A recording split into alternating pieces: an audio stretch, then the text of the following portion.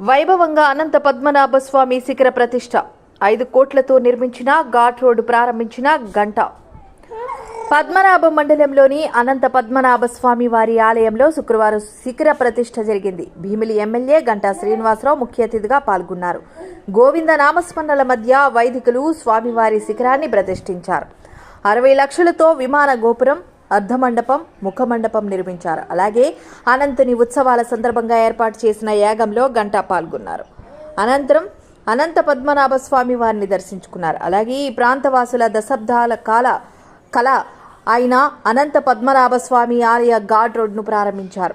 ఘాట్ రోడ్ను 5 కోట్ల వ్యయంతో నిర్మించారు. ఆలయానికి సంబంధించిన 2 ప్రధాన పనులను ఒకే రోజు ప్రారంభించడం పట్ల ఈ ప్రాంత ప్రజలు సంతోషం వ్యక్తం చేస్తున్నారు. చెప్పాలంటే ఆ స్వామి కంటే కూడా ఇది స్వయంభూ. అటువంటి అనంత పద్మనాభ స్వామి ఆలయం కొన్ని కారణాల వల్ల ఒక తిరుగుబడి ఇది కొంచెం మరమ్మతులు గురి కావటం, ఆ తర్వాత మన ప్రభుత్వం ప్రత్యేకంగా దీని దృష్టి పెట్టి ఈ పైకి ఘాట్ రోడ్డు కానీ లేకపోతే ఆలయాన్ని మొత్తం మరమ్మతులు చేయడం కానీ పైన శిఖరం ఏదైతే ఆలయానికి చాలా ఇంపార్టెన్స్ ఉందో ఈరోజు ఎంతో శుభకరమైన చాలా పవిత్రమైన రోజుగా నేను నా జీవితంలో భావిస్తా ఉన్నాను. ఏదైతే వేలాది మంది భక్తుల సమక్షంలో అనంత పద్మనాభ స్వామి ఈ దేవాలయం మళ్లీ దీన్ని ఈరోజు శిఖర స్థాపన అనంత పద్మనాభ స్వామి చేసుకోవడం చాలా సంతోషకరంగా ఉంది.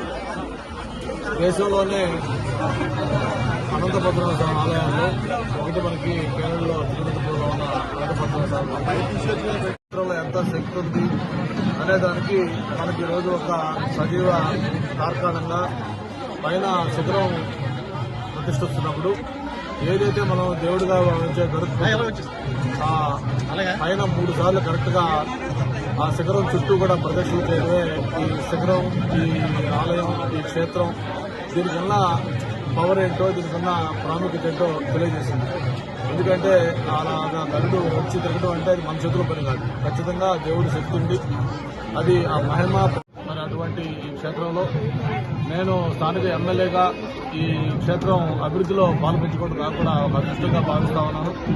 గతంలో 2014-19 అప్పుడు ఎమ్మెల్యేగా, మంత్రిగా అప్పుడు తెలుగుదేశం ప్రభుత్వం ఉండగా ఈ ఘాట్ రోడ్ నిర్మాణాన్ని ఆ రోజు మనం ప్రారంభిస్తున్నాం. దాదాపు పూర్తి చేసుకుని కొద్దిగా బ్యాలెన్స్ ఉంటే లాస్ట్ టైం వచ్చి చెప్పాలంటే ఆ స్వామి కంటే కూడా ఇది స్వయంభూ. అటువంటి అనంత పద్మనాభ స్వామి ఆలయం కొన్ని కారణాల వల్ల లాస్ట్ టైం ఒక తిరుగుబడి ఇది కొంచెం మరమ్మతులు గురి కావటం, ఆ తర్వాత మన ప్రభుత్వం ప్రత్యేకంగా దీని దృష్టి పెట్టి ఈ పైకి ఘాట్ రోడ్డు కానీ లేకపోతే ఆలయాన్ని మొత్తం మరమ్మతులు చేయడం కానీ పైన శిఖరం ఏదైతే ఆలయానికి చాలా ఇంపార్టెన్స్ ఉందో